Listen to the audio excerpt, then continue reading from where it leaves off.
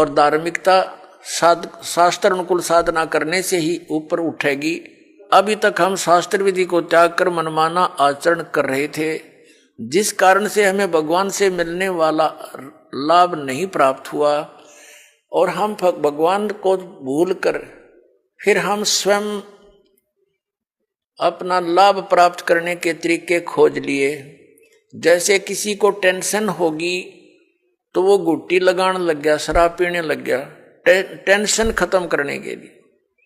जो निर्धन है वो पहले संतों के पास जाते थे, परमात्मा की विधि प्राप्त करते थे, संकट निवारण के लिए भी संतों के पास जाते थे, तो उनको जो साधना बताते थे, जो सही संत होते थे, तो उनको उनसे राहत मिलती थी। तो फिर वो व्यक्ति परमात्मा पर दृढ़ रहते थे। अब हम क्या करते हैं, संतों के पास जाते हैं, वो हमें साधना विधि बताते हैं, उनके द्वारा बताई साधना विधि को हम खूब तसल्ली से करते हैं, लेकिन राहत कुछ मिलती नहीं। तो हम दूसरे के पास जाते हैं, वहाँ से भी इसी प्रकार उनके द्वारा बताई साधना को हम करते हैं, फिर कोई लाभ नहीं होता। तो लास्ट में फिर हम क्या सोचते हैं, स्वयं ही धनी बनना चाहते हैं।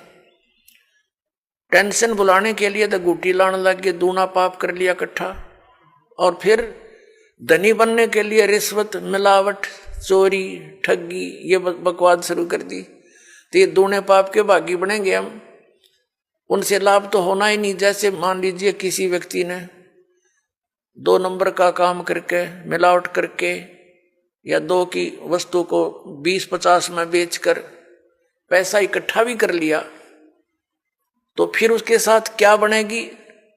या तो कोई बालक बीमार हो जाएगा, या कोई स्वयं को ऐसा रोग लग जाएगा, वो सारा पैसा भी जाएगा, और वो उस पैसे को 2 नंबर से इकट्ठे करने का जो पाप था वह उसके लिए शेष रह जाएगा।